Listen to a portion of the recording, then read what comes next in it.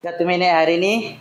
Okey, hari ni habis comot, nampak tak? Lama tak buat video. Apa boleh buat, customer ramai nak cepat. Jadi, kita cubalah. Jadi hari ni, saya sebabkan 2-3 hari ni Acik dapat masalah yang sama. Masalah dia, aircon tu cepat cut. Pressure okey, tekanan cantik.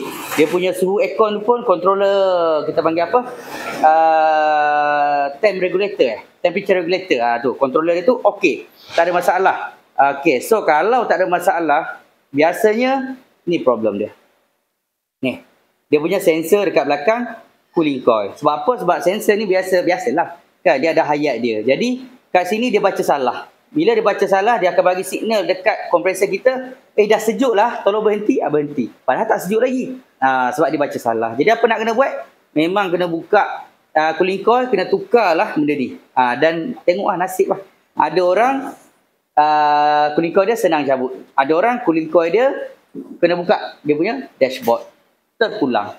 Tengok jenis kereta. Jadi siapa yang ada masalah yang sama, dah buat macam-macam, dah test macam-macam, biasanya inilah anda punya last choice. Sebab kami biasa sebelum buka benda ni, kami akan test dulu. Controller dulu, kita ada cara test dia. Kemudian pressure, kita tengok cukup tak cukup. Kalau semua tu cantik, semua tu cukup, tak ada choice. Memang ini. So kalau siapa yang ada masalah yang sama, cut cepat, nak check dulu, boleh bawa datang ke Fizi Motorsport di Sunway Ipoh. Kami cuba bantu anda. Seperti hari ini saya